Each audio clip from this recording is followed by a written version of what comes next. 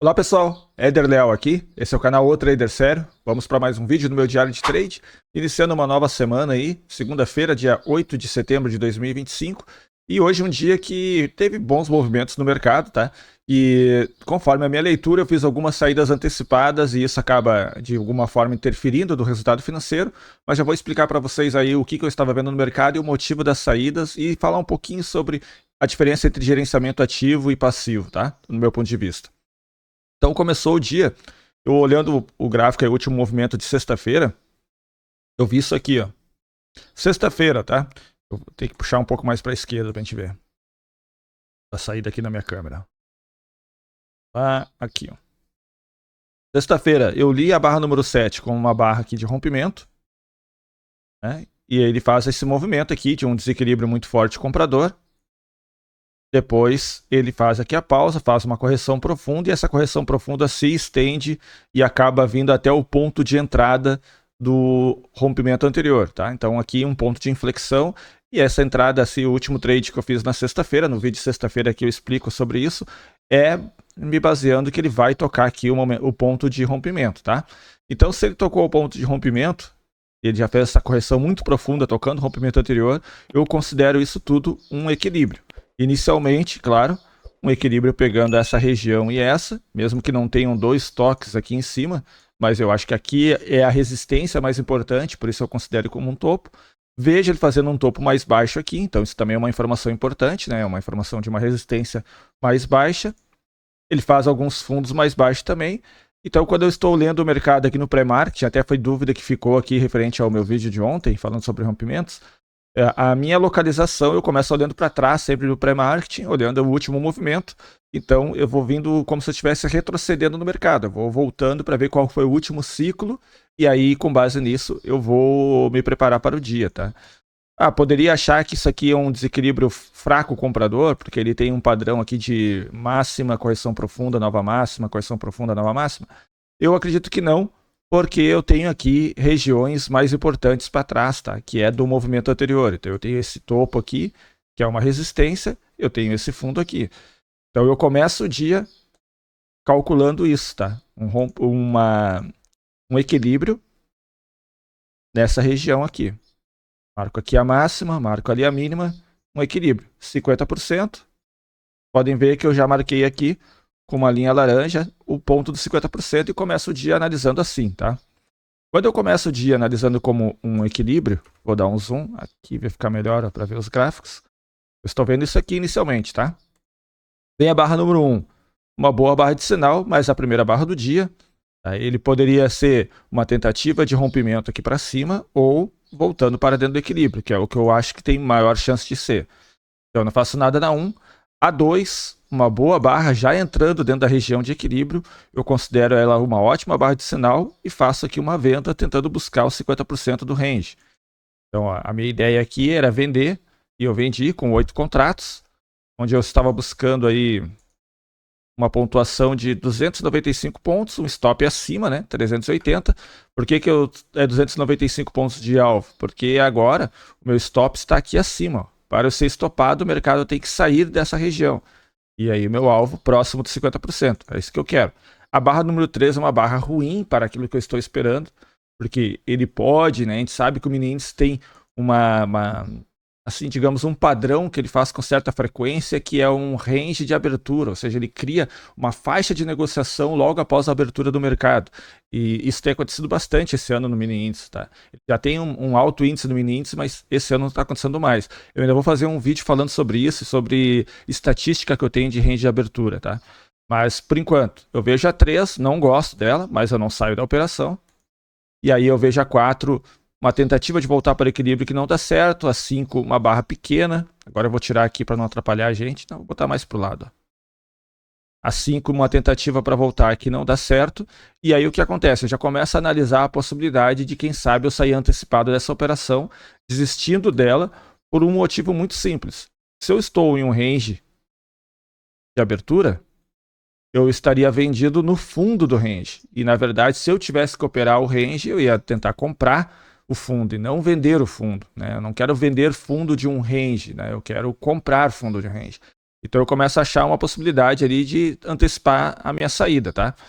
E aí o que acontece vem ali a 6, a 7, uma tentativa que falhou, a 8 também. Veja quanto tempo ele foi ficando aqui, ó. E eu fui segurando o trade. Mas ele não ia para o lado que eu quero. Quando apareceu a 12, eu já vi que o meu trade teria, né, morrido a minha premissa, porque de fato nós estamos em um TTR, em um range de abertura. Quando apareceu a 13, eu saí antecipado, porque eu já estava com receio que o mercado viesse testar aqui em cima e quem sabe até expandisse um pouco, viesse a atingir meu alvo, aqui, o meu alvo não, meu stop, né? Ou quem sabe ele até mudasse o ciclo. Então eu preferi sair antecipado. E aí é o primeiro ponto que eu acho que eu vou repetir ainda durante o vídeo, mas já vou falar agora. A diferença da saída antecipada, e que eu acho que não mexe tanto com a minha estatística, é que da maneira que eu faço isso, né, pela experiência que eu já tenho aqui, pela técnica, quando eu saio antecipado, na minha visão, é que eu já aceitei que o trade foi perdido. Eu já tomei um loss. Ele entraria para a estatística do loss. Então eu saio antecipado porque com isso eu reduzo aí o valor financeiro do loss, né, já que apareceu a oportunidade, e o meu resultado financeiro de longo prazo é melhor. Eu sei que às vezes, eventualmente, ele vai no alvo, outras vezes ele vai no stop mesmo. Só que eu sei pela estatística que eu acompanho, por isso que eu acho que é importante te registrar todas as operações. Eu sei que mais vezes eu tomo stop do que o alvo nesse tipo de situação. E a conta acaba fechando favorável. Fazendo esse gerenciamento ativo, em resumo, meu resultado financeiro é melhor do que eu deixasse meu stop e alvo e não mexesse mais na operação. Por isso que eu faço ele. Beleza? Então, sendo assim, ó, a 14 foi uma barra compradora, mas não teria atingido meu alvo. A 15 voltou, a 16 voltou. E aí é o seguinte, ó, eu vejo que para eu ter saído antecipado, eu já desisti da minha premissa anterior, então eu já não estou mais vendo o equilíbrio anterior e passei a considerar o mercado agora com range de abertura. E isso significa que eu vou desconsiderar tudo que tem aqui para a esquerda e vou considerar apenas o range do dia. E aí com isso, eu vou fazer o seguinte, eu vou marcar topos e fundos, não quero operar dentro dele e vou esperar aquele padrão. Eu já comentei com vocês em outros vídeos, que é um rompimento do range de abertura. Que ele é um bom padrão, mas muitas vezes, algumas vezes ele falha e vai romper para o outro lado. Também tem vídeos que eu falo sobre isso. Mas eu fico aguardando isso, tá? Eu sei que tem pressão aqui, eu não estou vendo compradores acima dessa região, não estou vendo vendedores abaixo dessa região, então eu tenho que ficar atento ao price action, né? E aí vem a barra número 17, tentando voltar para dentro do range.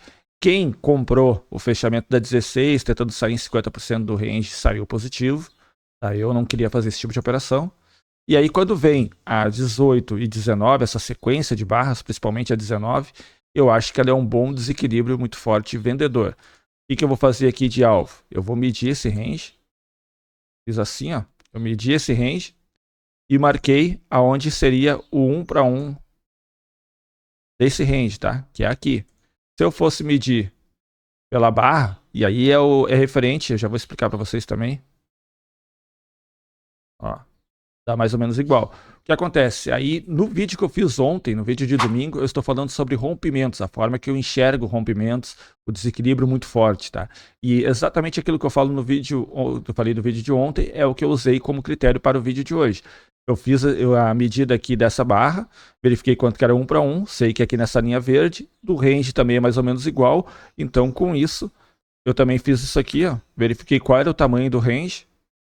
O tamanho do range aqui era 400 pontos, então 20% de 400 pontos é 80 pontos, então a partir de 80 pontos eu poderia considerar uma boa operação, né, passando pelos outros filtros, tinha 120 pontos de distância, então aqui eu fiz a venda com 10 contratos, eu não fiz da minha configuração de mão completa nessa operação, porque eu sei que eu tenho pontos de suporte aqui para a esquerda, tá? Por mais que eu esteja considerando somente o movimento de hoje, mas isso para encontrar a operação, mas eu não vou descartar pontos aqui onde poderia ser suporte, tá? Então eu não vou entrar cheio aqui, entrei para poder arriscar apenas um R e meu objetivo era buscar 0,75 R de lucro.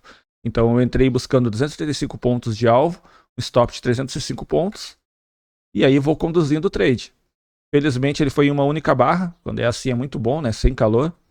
Foi nessa única barra ali, depois a 21, uma barra na sequência, e aí depois a 22, 23, veja que ele foi lá tocar, tá? Eu já tinha deixado marcado aqui o fundo daquela região de equilíbrio anterior. Então aqui o mercado ficou né, dando uma pequena correção quando chegou nessa região.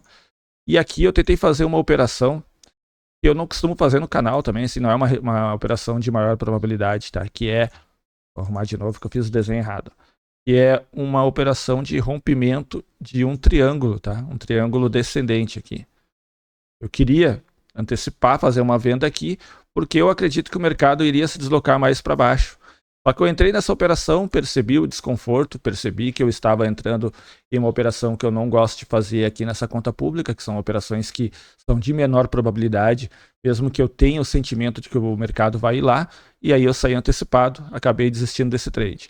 Ele acabou indo até onde eu achava que poderia ir, teria ido no alvo, né, caso eu tivesse entrado. Eu fiquei esperando aqui uma transição, então para quem já viu vídeos eu falando de price action, sabe que depois do rompimento eu gosto de esperar uma correção profunda e poder entrar para buscar um novo fundo. Só que veja que essa correção foi profunda, mas não foi muito longa, né? Corrigiu aqui algo em torno de 220 pontos e a barra de sinal já está muito próxima aqui da mínima. Eu até entrei, mas aqui eu entrei, eu acho que meio que ganancioso, eu não entrei no ponto certo aqui, tá? Então eu entrei aqui tentando buscar 235 pontos, um stop de 305.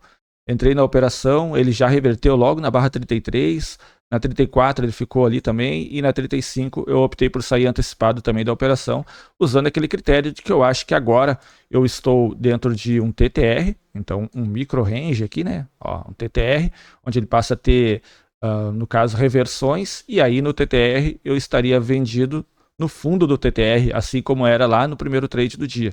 E eu não quero ficar vendido no fundo do TTR, tá? Eu sei que para trás eu tenho aqui a mínima de sexta-feira. Aqui essa linha cinza tracejada é a mínima de sexta-feira. E eu acho que ele pode atuar com um magneto, trazendo o preço até aqui embaixo.